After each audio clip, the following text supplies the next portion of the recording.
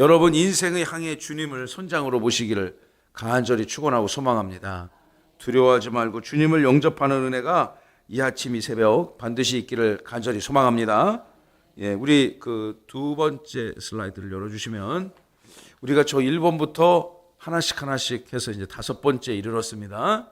첫 번째 표적 사건, 갈릴리 가나의 혼인잔치에서 물을 포도주로 바꾸셔서 본질을 바꾸는 그리스도라는 주제로 지난 주일에 우리가 말씀을 나눴죠. 월요일에는 갈릴리 호숫가에 예수님이 베이스 캠프로 사용하셨던 가버나움, 갈릴리 가나 가버나움, 이제 이런 그 명칭이 조금 이제 눈에 들어오시면 여러분이 혼자서도 성경을 읽을 때 훨씬 더 성경에 대한 이해도가 높아질 거예요.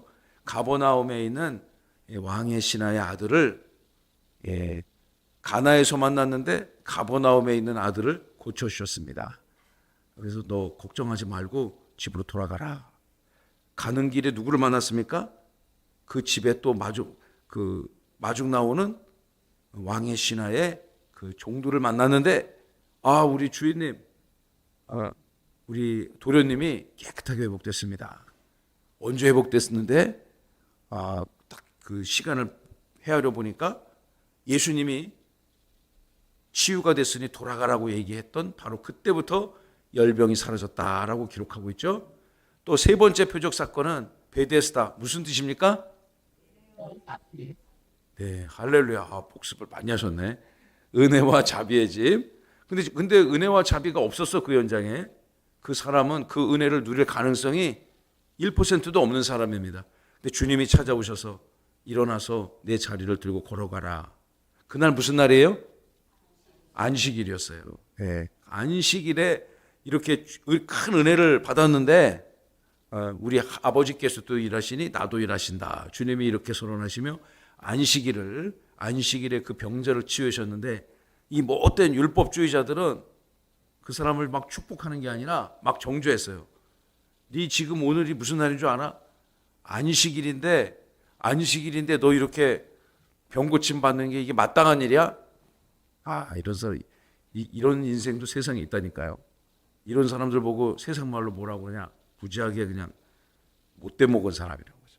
아주 그 율법주의자들. 그러니까 주님이 참 어이가 없어가지고 또 그들을 훈계하는 그런 장면들이 저 본문 뒤에 계속 기억되어 있고요. 어제는 오병이어, 갈릴리 호숫가에서 가버나움에서 배 타고 어느 지역으로 가셨어요. 그곳에 가서 수많은 사람들 보는데 그 사람들이 말씀을 많이 먹었는데 뭐가 고플까요? 배가 고파요. 잘 먹자고 얘기했죠. 어저께 잘 드시고 또 오늘도 말씀도 영육간에 강건하시기를 축원합니다. 그런데 그 제자들이 2명이 등장했습니다. 누가 나왔죠? 빌립과 시몬 베드로의 형제 안드레. 그래서 빌립은 뭐 한다고 그랬죠? 이 사람 견적을 빨리 잡는 사람이에요. 이 정도 사람 먹이는데 돈이 몇 데나리온? 200데나리온. 그거 우리 돈으로 대충 따지면 다 기억하고 계시네. 다 기억하시기 바래요. 3천만 원. 그러니까 큰 돈 작은 돈. 아이고 엄청나게 큰 돈이죠 이거. 그러니까 한 10,000명 정도 먹이는데 10,000명 이상의 사람을 한 끼 식사 먹이는데 그 정도 돈의 가치가 드는데 이거 갑자기 이거 제자들이 근심이 태산입니다. 이거 배는 꼬르륵 하고 예수님 말씀 들어서 참 영혼 맑아졌는데 또 배가 고프니까 빵이 필요한데 이거 불가능합니다. 그런데 한 아이에게 오병이어가 있었습니다. 떡 5덩어리, 물고기 2마리가 있었는데 그것 가지고 배부르게 원하는 대로 먹였어요. 원하는 대로. 다 함께 원하는 대로. 이게 시간이 부족하고 그래서 제가 그냥 다 이걸 설명을 못 해드려서 그렇지, 하나님 말씀은 무궁하고 무진함을 다함이 없음을 믿으시기 바랍니다. 자, 오늘은요 5번째 사건, 갈릴리 바다에 이제 가버나움에서 이쪽 갔다가 오병이어 사건 하시고 다시 가버나움으로 귀환하는 여정에 예수님이 갈릴리 바다의 큰 풍랑 가운데 바다 위를 평지를 걷듯이 저벅저벅 걸어오셔가지고 그 백성들이 그거 보고 놀랬을까요? 안 놀랬을까요? 무지하게 놀랐어요. 엄청나게 놀랐어요. 제가 그 현장에서도 엄청나게 놀라고 두려워 떨 것 같아요. 예, 그러니까 주님이 야 나거든, 응? 걱정하지 마, 나라고 나. 우리 다 함께 나라고. 주님이 그렇게 얘기하셨단 말이에요. 나라고 놀라지 마. 그것이 그 요한복음의 그 유명한 에고 에이미, 다 함께 에고 에이미. 그게 나라고 그런 뜻이에요. 헬라어로 에고 에이미. 그 예수님이 나라고, 나야 나. 나라고보다는 나야 나. 이게 낫겠네요. 자, 다 함께 나야 나. 나 예수라고, 나 그리스도. 니들이 늘 같이 생활하고 또 이 동고동락하는 나라고. 이렇게 예수님이 요한복음에는 에고에이미, 나라고 하면서 자기의 존재를 설명하는 그런 본문이 여러 개 나와요. 예, 그런 본문 중에 하나입니다. 그래서 오늘 5번째 표적 사건을 통해서 주님을 영접하는 여러분 모두가 되십시오. 자, 어저께 읽은 본문 바로 뒤에 바로 배치된 본문입니다. 요한복음 6장 16절부터 21절. 아까 우리 박주원 집사님이 읽어주셨던 이 본문이 요한복음의 5번째 표적 사건입니다. 이 표적은 사인이죠. 이 사인을 계속 찾아가다 보면 최종 목적지에 도착합니다. 그 최종 목적지에 여러분을 두 팔 벌려서 밝히 환영해 주시는 예수님, 그분 만나시는 은혜가 있기를 주 예수 그리스도의 이름으로 축원합니다.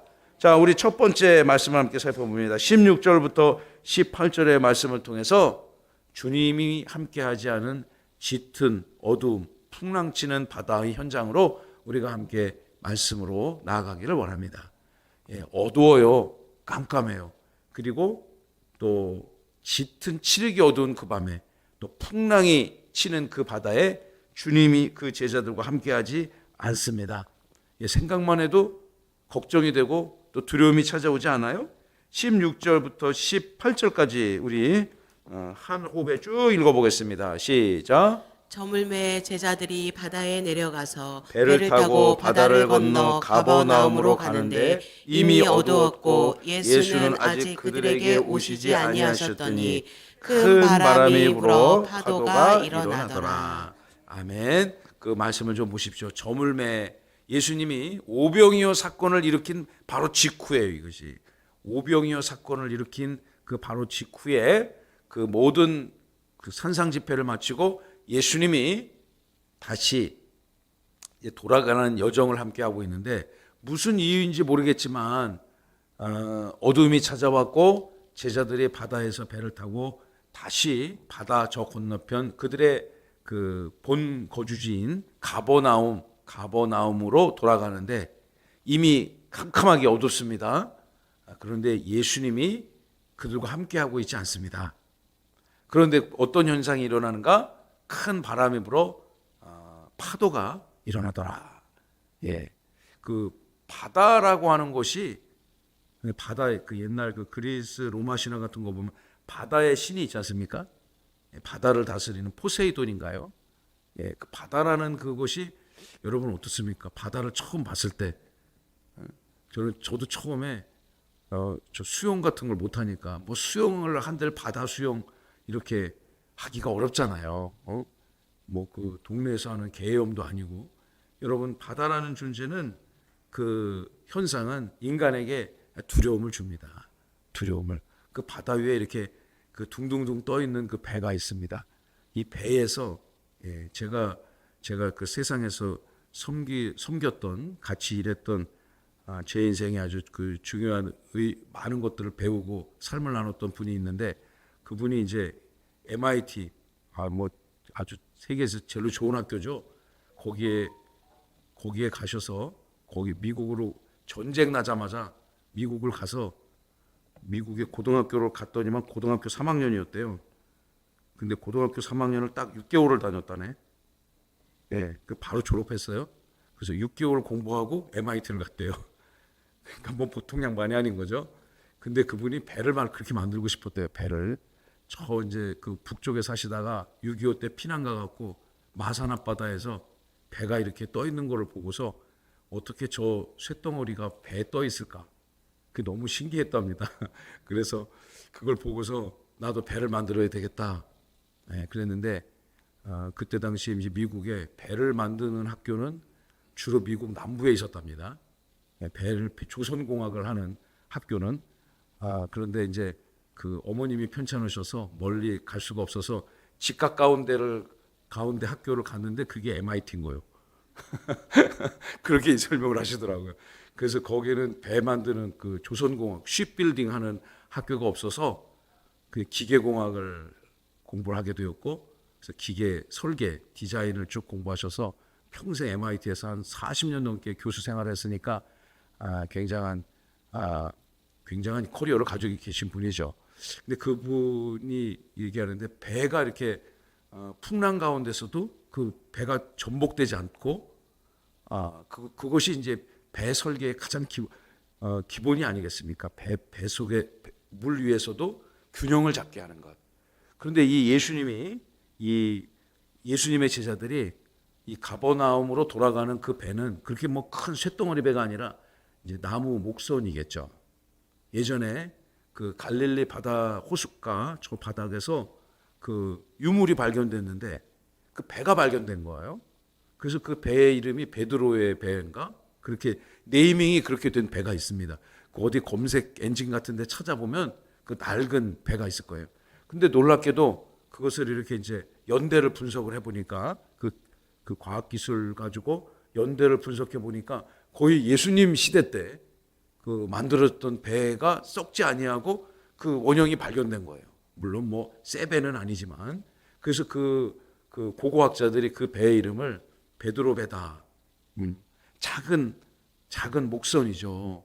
뭐 예수님의 제자들이 탔으니까 예수님 포함해 갖고 적어도 한 12명, 13명 이상 타는 그 배가 막 풍랑이 와서 뒤집혀지는 그 복음서에 보면 그런 장면들이 여러 본문에서 기록이 돼 있잖아요. 16절 아까 그 슬라이드를 보시면 저물매 어둠이 찾아왔습니다. 그리고 제자들이 혼자 있습니다. 캄캄합니다. 그런데 뭐 그때 당시 그 바다 앞을 비추는 그런 빛도 없었을 것이고요. 밤에 저런 환경이 찾아오니까 인생이 두려움을 느낄 만하죠. 우리가 그 배에 타고 있다고 생각해 보세요. 큰 바람이 불어 파도가 일어납니다. 우리 인생 가운데도 이런 환경에 어둡고 캄캄하고 바람이 불어 또 배 위에 홀로 있는 그런 상황이 있지 않을까요? 인생의 바다는요 언제든지 거칠어질 수가 있습니다. 우리가 뭐 착하게 산다고 또 매일 여러분이 인생을 하나님 소망하며 예배하고 산다고 바람이 불지 않는 것이 아닙니다. 바람이 불 수 있습니다. 그러나 그때가 우리는 주님을 만나는 적기가 됨을 믿으시길 바라요.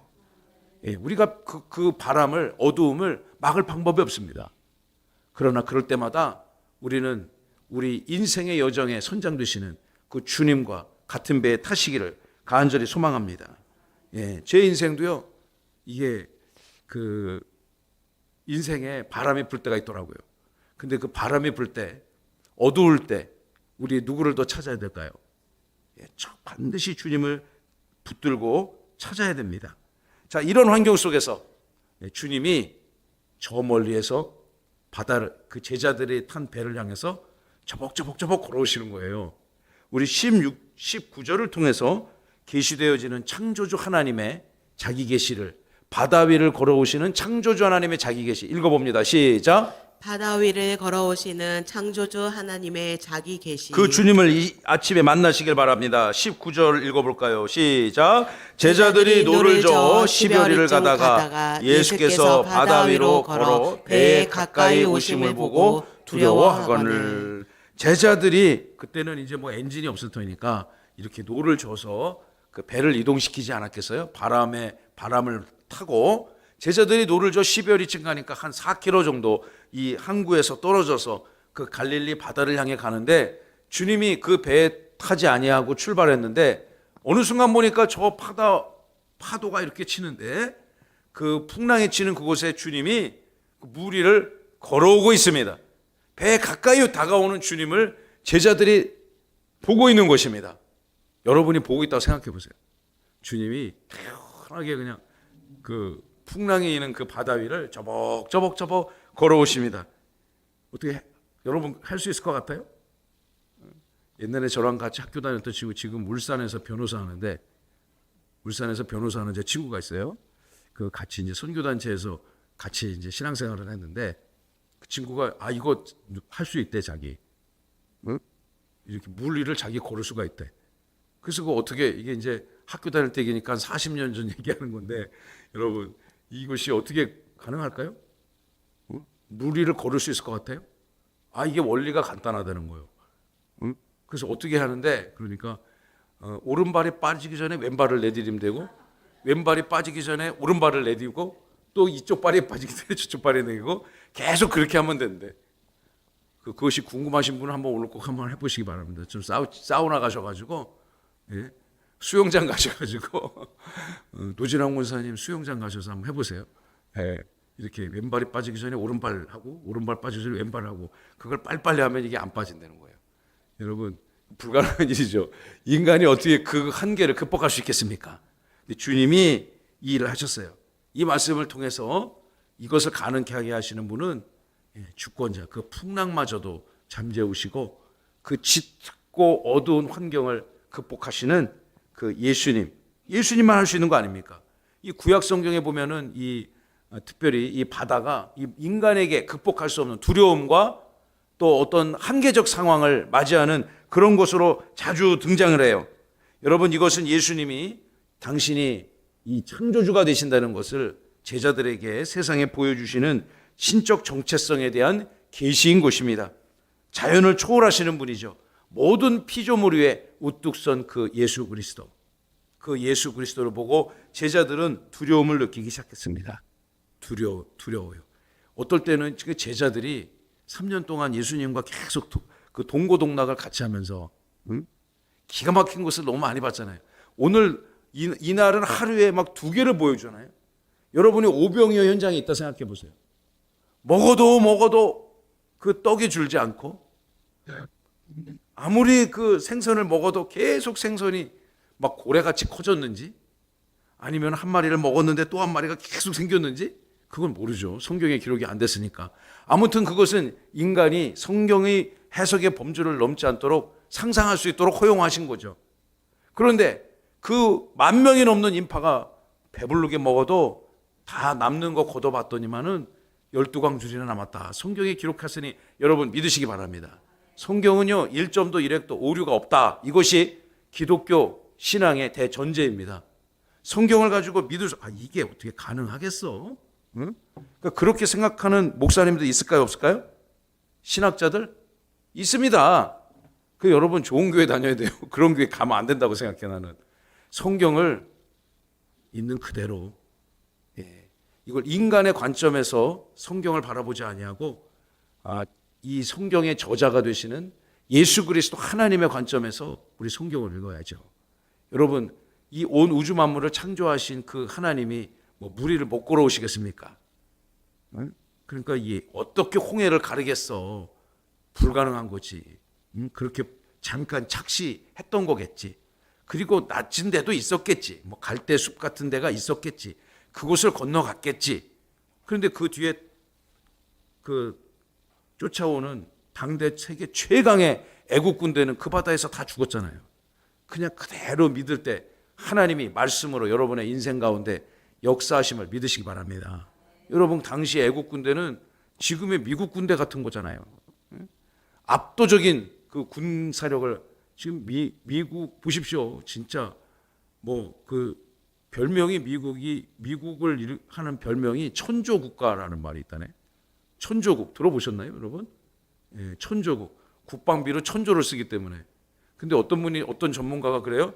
천조가 아니라 2천조를 쓰는 것 같다고. 그 현대 미국 전쟁이 얼마나 압도적입니까? 이 전쟁하는 방식을 전문가들이 딱 분석해 보니까 일단 바다에서 엄청난 미사일을 쏴대는 거야, 그냥. 타켓에다가. 그래서 방공망을 무력시켜. 그 레이더 그런 거를 완전히 초토화 시켜가지고 그리고 나서 그냥 200대, 300대 그냥 한 대에 수백억 하는 비행기가 쫙 떠가지고 그냥 초토화 시켜버리잖아요. 한순간에. 그 압도적인 그런 그 힘으로 세상을 다스리는 그 시대를 살아가고 있지만 우리 하나님의 권세 앞에 세상의 권세가 감당할 수 없음을 여러분 믿으셔야 됩니다. 아멘. 우리 예수님 잘 믿어야 돼요. 우리 앞뒤 전후부 이렇게 인사합시다. 우리 예수님 잘 믿읍시다. 우리 예수님 잘 믿읍시다. 그러시길 바라요. 그럼 예수님 어떻게 믿는가? 성경에 기록된 하나님의 말씀 갖고 믿는 거예요.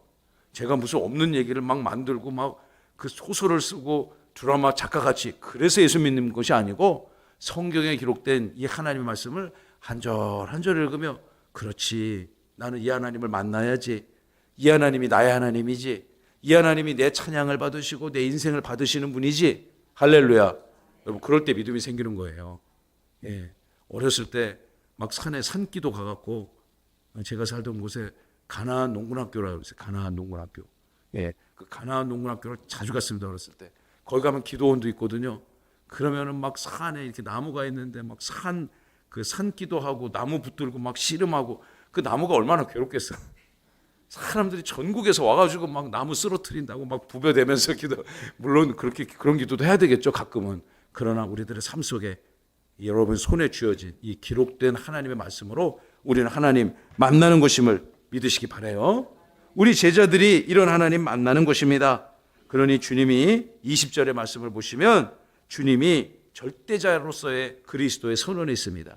무엇하지 마라? 두려워하지 마라. 다 함께 우리 두려워하지 맙시다. 두려워하지 맙시다. 20절 짧지만 강렬한 주님의 말씀을 들으시기 바랍니다. 읽어봅니다. 이르시되 내니 두려워하지 말라 하신대. 주님이 저벅저벅 걸어오십니다.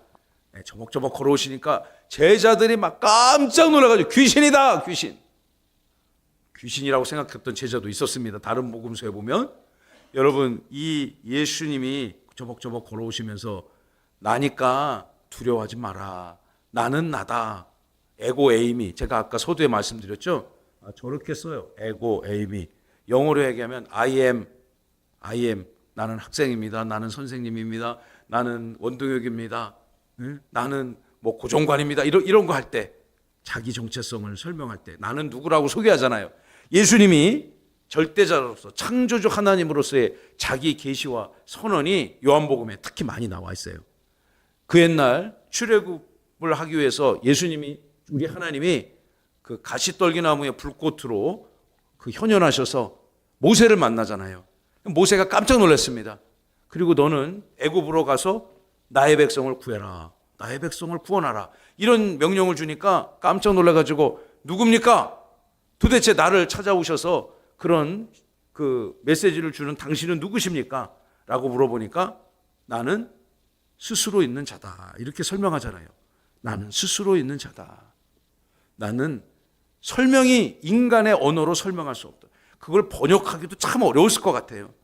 그래서 영어 성경에 보면 I am who I am, I am who I am 그 관계대명사 우리 옛날 중학교 다닐 때 배웠던 영문법 그 관계대명사로 설명을 하잖아요. 우리말 성경에는 나는 스스로 있는 자다. 하나님은 누군가가 창조하고 누군가의 노력에 의해서 만들어진 존재가 아니라 스스로 있는 자다. 이렇게 우리 한국어 성경에 번역을 한 거죠. 이 요한복음에도요. 창조주 하나님의 자기 계신 나는 우리 어저께 떡 먹었잖아요. 영육의 떡을 먹었지 않습니까? 나는 생명의 떡이다. 한번 읽어보세요. 시작. 나는 생명의 떡이다. 두 번째, 나는 세상의 빛이다. 나는 세상의 빛이다. 나는 선한 목자다. 나는 선한 목자다. 나는 부활이요 생명이다. 나는 부활이요 생명이다. 예수님께서 에고에임이 나는 나다. 나는 이런 존재다라고 자기를 많이 계시하셨습니다. 오늘 본문은 나는 두려움을 사라지게 하는 존재라는 거죠. 우리 인간의 마음속에 있는 두려움이 사라지게 하는 창조주 하나님의 자기 계시, 이것이 우리가 만나야 될 주님인 것입니다. 그런데 주님이 이렇게 두려움이 찾아왔을 때, 우리 인생 가운데 찾아오는 각양각색의 두려움이 찾아왔을 때 우리는 하나님을 만날 수 있는 거예요. 배가 부르고 등이 따뜻할 때, 아무 근심 걱정 없을 때 주님을 찾는 것이 아니라 여러분 인생에 결핍이 찾아왔을 때, 무언가 두려움을 느낄 때 우리 그때가 더욱 주님을, 참된 주님을 생명이시고 세상의 빛이시며 또한 선한 목자 되시고 부활이고 생명 되시는 그 주님을 만날 수가 있는 곳입니다. 물론 그렇게 두렵고 또 결핍된 상태가 아니라 편안하고 등 따실 때, 근심 걱정 없을 때, 모든 것이 다 충족되고 채워질 때 주님을 만나면 얼마나 좋겠습니까? 많은 우리 인생에 살아가는 원리가 그렇지 않은 것 같아요. 그러면 항상 인생이 주님을 멀리하게 될 가능성이 오히려 더 높아집니다.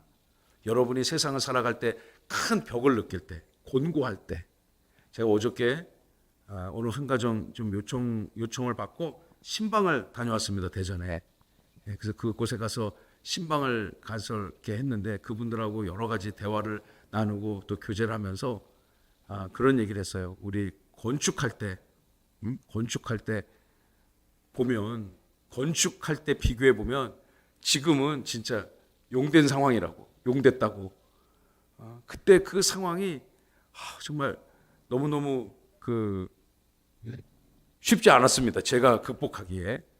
막 겨울에는 이제 봄이 이렇게 찾아오지만 겨울에는 막 동상 걸려가지고 애를 많이 먹었고, 언제 이걸 짓나? 이거 도대체 끝이 있는 건가? 밑 빠진 독에 물 붓게 하는 거 아닌가? 내 인생은 어떻게 되는 것인가? 캄캄한 그 흑암과 같은 그런 바다. 세상 사람들이 목회할 때 다 미친 거 아니냐고. 막 광인 취급을 받고 목회를 했는데 내가 이거 끝을 낼 수 있는 건가? 막 그런 걱정. 이것만 끝나면 진짜 내가 날아갈 것 같고. 야, 그걸 끝내니까 또 태산이 또 딱 준비돼 있어. 내가 극복을 해야만 하는 그 환경. 그것이 또 사라지면 또 다른 산이 탁 와 있어. 하나님이, 저는 그렇게 느꼈어요. 하나님이 저라는 인생을 끌고 가는 원리인 것 같아. 태산이 없고 그냥 고속도로 쫙 한 100km, 120km 쫙 달릴 수 있는 그런 환경이면 내가 더 예수님 잘 믿을 것 같은데 안 그렇다는 것을 주님이 잘 아시는 것 같아요. 이것이 극복되면 또 다른 또 고개가 탁 나오고 또 다른 어두움이 탁 나오고 그걸 극복하기 위해서 죽기 살기로 하나님 나 좀 살려달라고, 내 인생에 비해 영원한 선장이 되어달라고. 여러분, 인생의 원리고 역사의 원리인 것 같아요. 우리나라가 이게 진짜 무지하게 힘든 나라였습니다. 엄청나게 힘든 나라예요. 이 조그만 이 대륙에 붙어있는 반도 국가에 이 바다로 나가면 아주 못된 민족 있죠. 저 북방에는 막 그냥 그 북방 오랑캐 민족이 막 득식을 하죠. 요 가운데 껴가지고 얼마나 힘들었어요. 국민들이. 저는 그 임진왜란서부터 정유재란, 병자호란, 정묘호란 이 시대를 우리 조상들이 겪었잖아요. 10년마다 한 번씩 큰 전쟁이 그냥 온 국토가 다 전쟁터가 되는 그런 것을 40년 동안 우리 조상들이 겪은 때가 있었단 말이죠. 진짜 그때 살았던 우리 할아버지 할머니들 얼마나 고생했을까요? 그런 땅에, 이 땅을 하나님께서 복음을 주셔서 기도하는 우리들의 할머니, 우리들의 어머니, 할아버지, 아버지의 기도로 말미암아 또 그들이 복음을 받아들임으로 말미암아 우리가 오늘 이 새벽에 그런 하나님을 대를 이어서 만나게 되었다. 저는 그렇게 믿습니다. 여러분 인생에 곤고함이 찾아올 때 이거 우리 이 두려움 환경을 이길 참 주님, 생명의 떡이고 세상에 비치며 생명의 포도나무가 되시고 부활이고 생명이 되시는 그 주님을 만날 기회다. 할렐루야. 그렇게 생각하시기 바라요. 그리고 주님을 부르짖고 찾아서 만나시는 귀한 은혜가 있기를 간절히 바랍니다. 자, 21절 보십시오. 마지막 절인데요. 주님이 함께할 때 우리는 안전한 목적지에 당도할 수가 있는 것입니다. 21절 읽어봅니다. 이에 기뻐서 배로 영접하니 배는 곧 그들이 가려던 땅에 이르렀더라. 이것이 요한복음에 기록된 5번째 표적 사건입니다. 너무 기뻐가지고 에고에임이 나는 예수 그리스도이니 너는 두려워하지 마라. 가만히 보니까 주님이 많습니다. 주님을 배로 영접했습니다. 다 함께 주님을 영접합시다. 주님을 영접합시다. 주님을 영접하셔야 돼요. 요한복음 1장 12절에 보면 너무너무 유명한 말씀이 있지 않습니까? 영접하는 자, 곧 그 이름을 믿는 자들에게는 함께 읽어보죠. 하나님의 자녀가 되는 권세를 주셨으니 이는 혈통으로나 육정으로나 사람의 뜻으로 나지 아니하고 오직 하나님께로부터 난 자들이니라. 영접하는 자, 곧 그 이름을 믿는 자들에게는, 예수님은 말씀하시기를, 성경은 말씀하기를 영접하는 자, 영접이 뭐 하는 겁니까? 환영하고 받아들이는 거죠. 주님이 찾아왔을 때 문 딱 걸어 잠그고 들어오지 마요. 네, 나만 아는 막 비밀번호 막 이렇게 바꿔놓고 누구 들어오지도 못하게 하고. 여러분, 물론 뭐 자기 사는 공간에는 자기 비밀번호가 이렇게 있어야 되겠지만, 여러분 비밀번호 패스워드 모르면 못 들어가잖아요.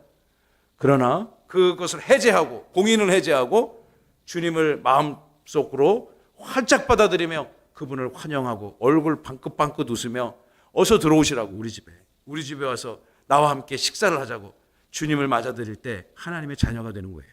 근데 그것을 안 하고 그냥 꽁꽁 걸어닫는 그런 인생, 지혜롭지 못한 것입니다. 하나님의 자녀가 되는 권세를 오늘도 누리시기 바랍니다.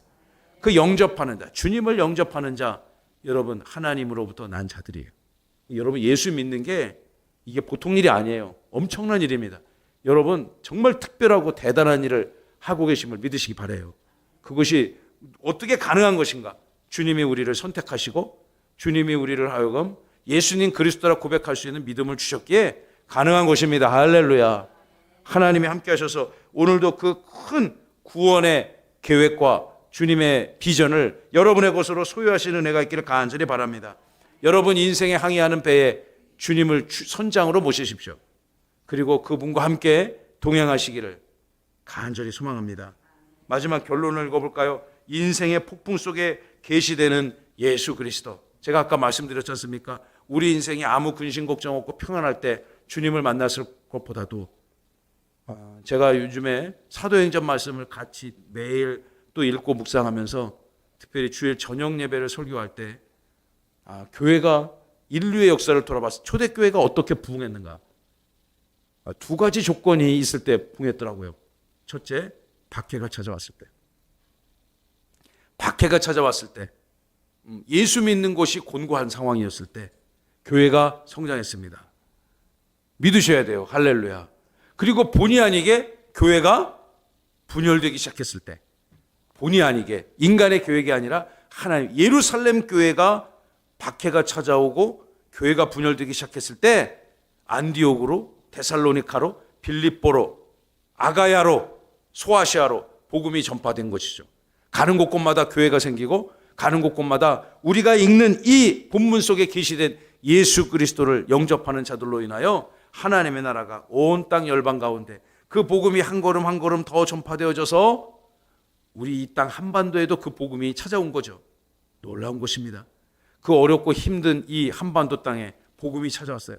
그래서 지금은 뭐 우리나라가 얼마나 진짜 세계에서 그 귀하게 대접받는 나라입니까? 하나님이 우리 인생 이 땅에 살 수 있도록 허락해 주신 것도 저는 큰 은혜라고 생각합니다. 우리 저 휴전선 넘어 저 땅에 태어났으면 어떡해요? 뭐 진짜 대한민국 국민으로 태어난 거 너무 감사하지 않습니까? 이거 뭐 차 타고 쭉 그 휴전선이 없고 쭉 가면 우리 평양까지, 개성까지 한 3시간이면 가지 않을까요? 우리가 이쪽에서 저기 부산 가기보다도 아마 그쪽으로 가기가 더 가까울 것 같아, 거리적으로. 근데 이 한국이라는 곳에 태어나게 하셨으니 얼마나 감사해요. 또 우리 세종이라는 도시에서 같이 만나서 세종명성교회에서 같이 신앙생활하는 것이 가장 큰 기쁨인 줄로 저는 믿습니다. 저도 뭐 목회를 안 했으면 여러분같이 귀한 분들을 만날 기회가 없었겠죠. 삶의 환경과 그 배경이 다르니까요. 그런데 세종에 와서 목회하다가 여러분과 같이 귀한 분들을 만나게 해주신 주님을 찬양합니다. 여러분 인생에 풍랑이 찾아올 때 있어요, 없어요? 있어요. 어떨 때는 뭐 건강의 풍랑이 찾아올 수 있고, 어떨 때는 물질이 곤고할 수도 있고요. 어떨 때는 사랑스러운 이 자녀가 눈에 막 살기가 느껴질 때도 있겠죠. 또 부부간의 대화가 단절될 수도 있어요. 그러나 그럴 때마다 또 여러분 경영하는 사회생활 가운데, 직장생활 가운데, 또 사업장 가운데 인생의 풍랑이 찾아올 때 주님을 기쁨으로 영접하셔서 평탄함에 형통한 예수 그리스도께서 주인 되시는 그런 고귀한 인생 살아가시기를 주님의 귀하신 이름으로 간절히 소망하고 축원합니다. 아멘. 내일은 어디 갈까요? 어두운 밤에 캄캄한 밤에 그다음 뭐죠? 새벽을 찾아 떠난다. 실로암 갑니다. 실로암. 6번째 실로암에서 눈먼 자를 고치신 사건. 오늘 실로암 10번 부르고 오기. 네, 새벽까지. 예, 그런 말씀을 한번 여러분 몇 장에 읽는가? 19장에 있습니다. 9장에. 그 주일에는 11장 말씀 전하고 이렇게 해서 7개 표적 사건을 다 마치려고 하는데 여러분 한 절 한 절 읽으면서 영원한 반석 구원의 주권자 예수 그리스도 그 주님과로 인하여 기쁨이 충만한 오늘의 삶을 누리시기를 주님의 이름으로 축원합니다.